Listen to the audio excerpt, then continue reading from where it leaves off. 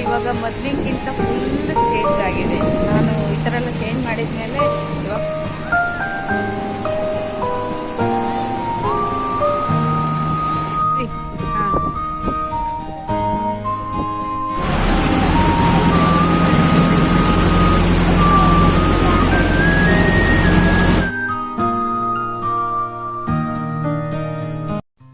Hi guys, welcome back to my channel. ಇವತ್ತಿನ ವಿಡಿಯೋನ ಶುರು ಮಾಡಿದ್ದೀನಿ. ಬೆಳಿಗ್ಗೆ ಎಲ್ಲ ಬ್ರೇಕ್ಫಾಸ್ಟ್ ಮಾಡಿಕೊಂಡು ಇವಾಗ ನಾವು ಕದ್ರಿ ಮಂಜುನಾಥೇಶ್ವರ ದೇವಸ್ಥಾನಕ್ಕೆ ಬಂದಿದ್ದೀವಿ. ಇವತ್ತು ಸೋಮವಾರ, ಕಾರ್ತಿಕ್ ಸೋಮವಾರದ 3ನೇ ವಾರ. ಇವತ್ತು ದೇವರಿಗೆಲ್ಲ ದರ್ಶನ ಮಾಡಿಕೊಂಡು ಇವಾಗ ಮೇಲ್ಗಡೆ ಬಂದಿದ್ದೀವಿ. ಮೇಲ್ಗಡೆ ದೇವರು ಉಂಟಲ್ಲ, ಅಲ್ಲಿ ದೇವಸ್ಥಾನ, ಅಲ್ಲಿ ಹೋಗುವ ಅಂತ ಹೇಳಿ. ಇದು ಫೇಮಸ್ ಟೆಂಪಲ್. ಅಂದರೆ ನೀ ಧರ್ಮಸ್ಥಳಕ್ಕೆ ಹೋದಷ್ಟೇ ಇಲ್ಲಿ ಪುಣ್ಯ ಉಂಟು. ಅಷ್ಟು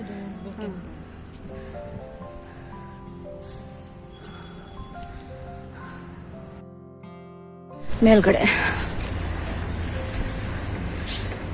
ಜಾಸ್ತಿ ದೂರ ಇಲ್ಲ, ಸ್ವಲ್ಪ ದೂರ.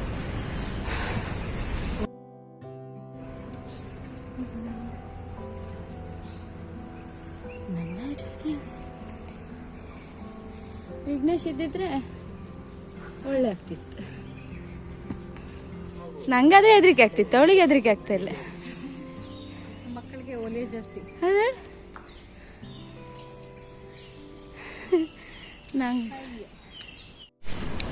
ನಂಗೆ ಹೆದರಿಕೆ ಆಗ್ತದೆ.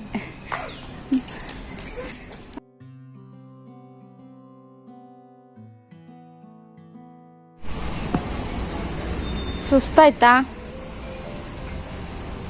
ಇವಾಗ ಮೇಲುಗಡೆ ದೇವಸ್ಥಾನಕ್ಕೆ ಬಂದು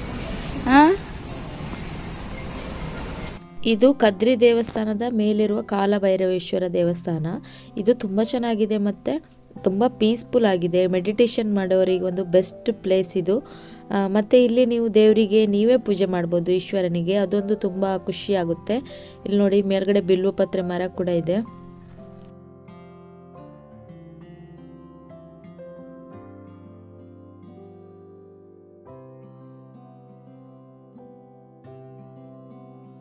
ಗೋರಖ್ನಾಥ್, ಹರಿದ್ವಾರ, ಉತ್ತರಾಖಂಡ.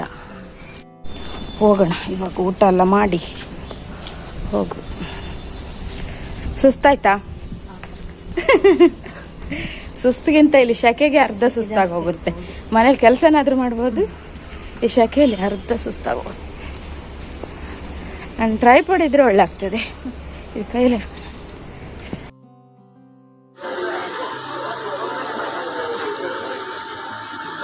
ರೇಷನ್ ತಗೋತಿದ್ದಾರೆ.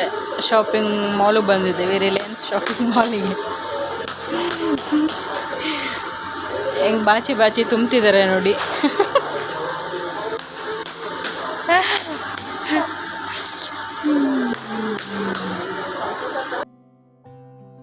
ಹಾಗೆ ನೆಕ್ಸ್ಟ್ ಡೇ ಪ್ರಾಗ್ಯಂದು ಸ್ಪೋರ್ಟ್ಸ್ ಡೇ ಇದೆ. ನಾವು PTA ಗ್ರೂಪಲ್ಲಿರೋದ್ರಿಂದ ನಮ್ಮದು ಸ್ಟಾಲ್ ಕೂಡ ಇತ್ತು.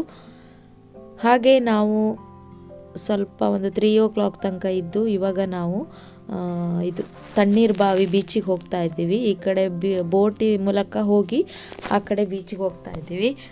ತಮ್ಮನ ಹೆಂಡತಿ ಬಂದಮೇಲೆ ಬೇರೆ ಎಲ್ಲಿ ಕರ್ಕೊಂಡು ಹೋಗೋಕ್ಕಾಗಿಲ್ಲ. ಅವಳಿಗೆ ಬೀಚ್ ಅಂದರೆ ತುಂಬ ಇಷ್ಟ. ಸೊ ಹಾಗಾಗಿ ಬೋಟಿಂಗಲ್ಲಿ ಹೋಗಿ ಮತ್ತೆ ಆ ಕಡೆ ಬೀಚಿಗೆ ಹೋಗಿ ರಿಟರ್ನ್ ಈ ಕಡೆಯಿಂದನೇ ಬರುವ ಅಂತ ಹೇಳಿ ಹೊರಟಿದ್ದೀವಿ. ಇವಾಗ ಟೈಮ್ ಬಂದು 3:30 ಆಯಿತು.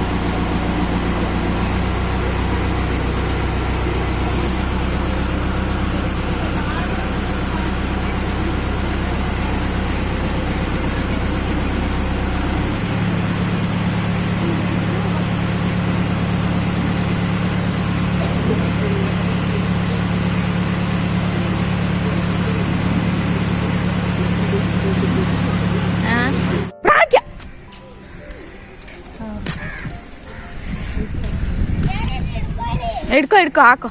ಇವಾಗ ನಾವು ತಣ್ಣೀರ್ ಬಾವಿ ಬೀಚಿಗೆ ಬಂದಿದ್ದೇವೆ. ಪ್ರಾಗ್ಯ, ನಾನು ಮತ್ತೆ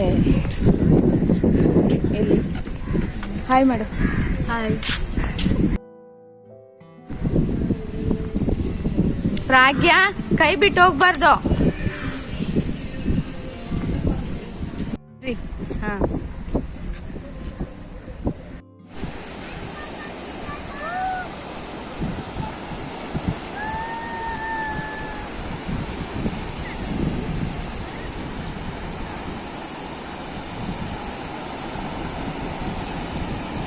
ಪ್ಯಾಂಟ್ ಮೇಲ್ ಮಾಡ್ಕೋ ಪ್ರಾಗ್ಯ.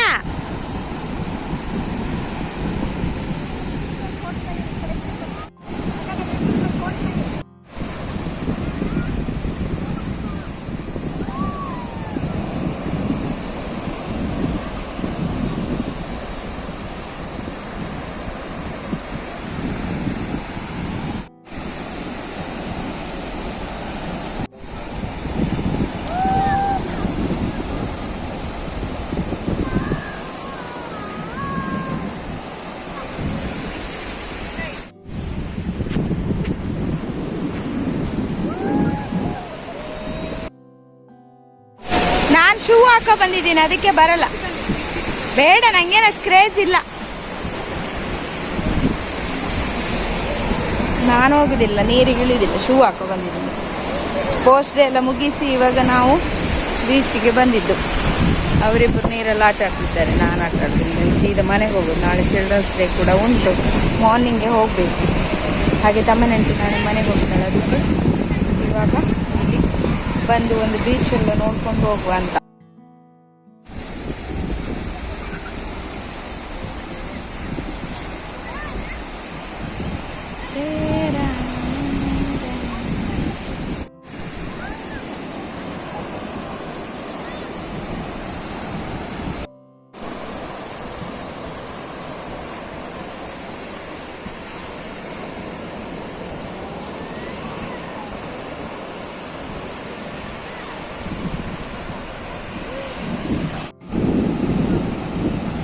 ಬೀಚ್ ಎಲ್ಲ ಇವಾಗ ಮೊದಲಿಗಿಂತ ಫುಲ್ ಚೇಂಜ್ ಆಗಿದೆ.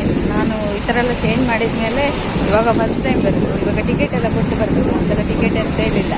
ಪ್ರಾಗ್ಯನಿಗೆ ಸ್ಕೂಲ್ ಯೂನಿಫಾರ್ಮ್ ಒಳಗೆ ಒಂದು ಟಿ ಶರ್ಟ್ ಹಾಕೋ ಬಂದಿದ್ದೆ. ಹಾಗೆ ಇಲ್ಲಿ ಮಂಗಳ ಸ್ಟೇಡಿಯಮಿಂದ ಸೀದಾ ನಾವು ಬಂದ್ವಿ. ಇನ್ನು ಸ್ವಲ್ಪ ಹೊತ್ತು ಇಲ್ಲೆಲ್ಲ ಎಂಜಾಯ್ ಮಾಡಿ ಮತ್ತೆ ಮನೆಗೆ ಹೋಗೋದು.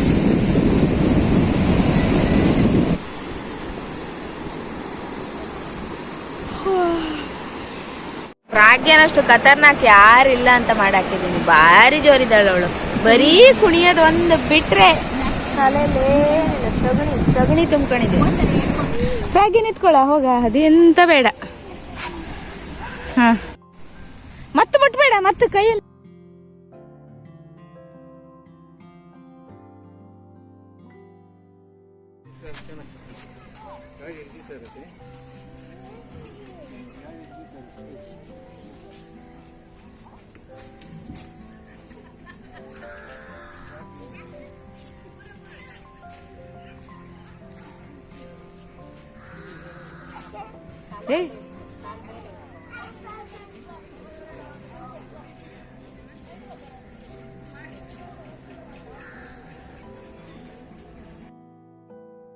ದಾಸ್ ಚರ್ಮುರಿ ಸೆಂಟರಲ್ಲಿ ಚರ್ಮುರಿ ತಿಂದ್ವಿ. ಇವತ್ತು ನಾವು ವೆಜ್ ಚರ್ಮುರಿ ತಿಂದಿದ್ದು. ಸರಿ ಇರು, ಬೆಚ್ಚಪ್ಪನ ಥರ ನಿಂತಿದೆ. ನಗಡ ಸ್ಮೈಲ್ ಕಡಲೆ.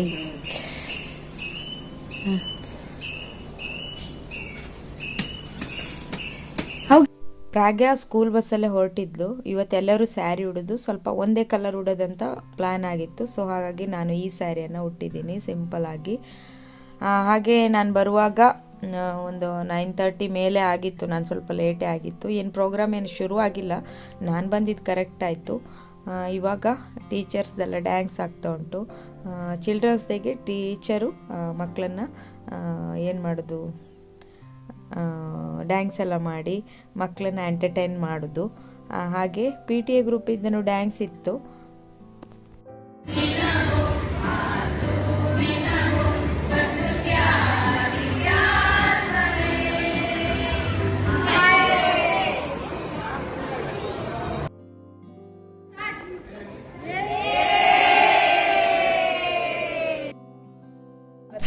ಮನೆಗೆ ಹೊಟ್ಟವಳೆ.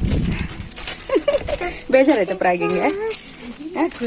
ಖುಷಿಯಲ್ಲಿ ಮಾಮಿಯನ್ನು ಕಳಿಸ್ಲಿಕ್ಕೆ ಹೋಗ್ತಾ ಇದ್ದೀವಿ ಬಸ್ ಸ್ಟ್ಯಾಂಡಿಗೆ. ಅಲ್ಲ ಪ್ರಾಗಿ, ನಗಡು, ಅಳು ಅಳು ಪಾಪು, ಈಗ ಅಳುದಿಲ್ಲ. ಬಾಯ್ ಮಾಡು.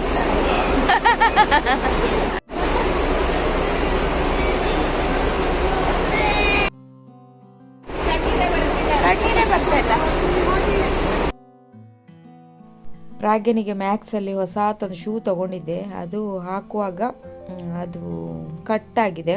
ಬೇಜಾರಾಯಿತು. ಒಂದು 3-4 ಟೈಮ್ಸ್ ಹಾಕಿದಾಳೆ ಅಷ್ಟೇ, ಬಟ್ ಕಟ್ಟಾಗೋಯ್ತು. ಅದನ್ನು ಇವತ್ತು ಸ್ಟಿಚ್ ಮಾಡಿಸ್ಕೊಳ್ಳೋಣ. ಇಲ್ಲೇ ಬಂದಿದ್ದೀನಲ್ಲ, ಬೇರೆ ಟೈಮ್ ಆದರೆ ಅದಕ್ಕೋಸ್ಕರ ಇಲ್ಲಿಗೆ ಬರಬೇಕು. ಇಲ್ಲೇ ಬಂದಿದ್ದೀನಲ್ಲ, ಸ್ಟಿಚ್ ಹಾಕ್ಕೊಂಡು ಹೋಗುವ ಅಂತ ತೊಗೊಂಡು ಬಂದಿದ್ದೀನಿ.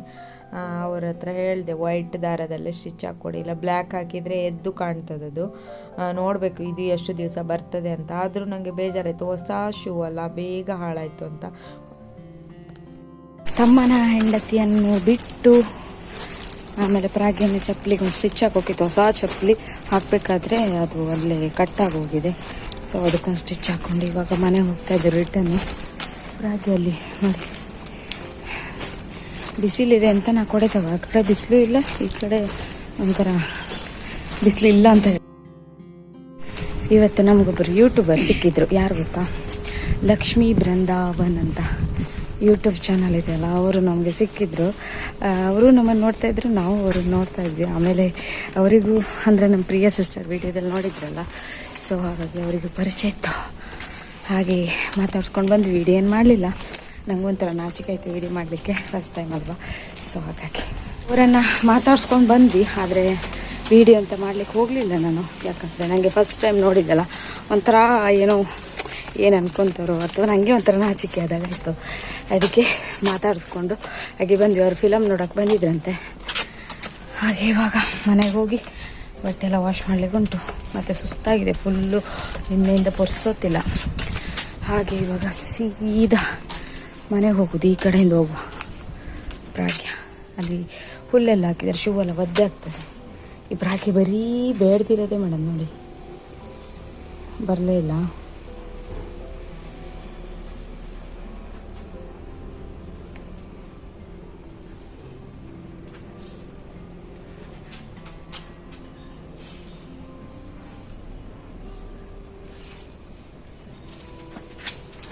ಕೊಡ್ ಬನ್ನಿ ನೋಡಿ, ಕಿತಾಪತಿನೇ ಮಾಡ್ತಾ ಹೇಳ್ದೆ ಕೇಳಲ್ಲ. ಆ ಕಡೆಯಿಂದ ಹೋದ್ಲು.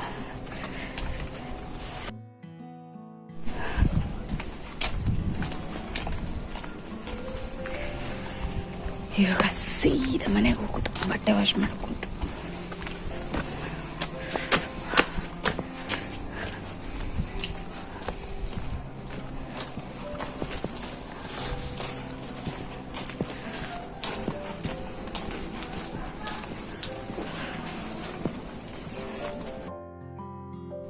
ಹಾಗೆ ಇವತ್ತಿನ ವಿಡಿಯೋ ಇಲ್ಲಿಗೆ ಎಂಡ್ ಮಾಡ್ತೀನಿ. ಐ ಹೋಪ್ ನಿಮಗೆ ಇಷ್ಟ ಆಗಿರ್ಬೋದು ಅಂದ್ಕೊತೀನಿ. ಇಷ್ಟ ಆದರೆ ಪ್ಲೀಸ್ ಲೈಕ್ ಮಾಡಿ, ನನ್ನ ಚಾನಲಿಗೆ ಸಪೋರ್ಟ್ ಮಾಡಿ, ವಿಡಿಯೋ ಶೇರ್ ಮಾಡಿ.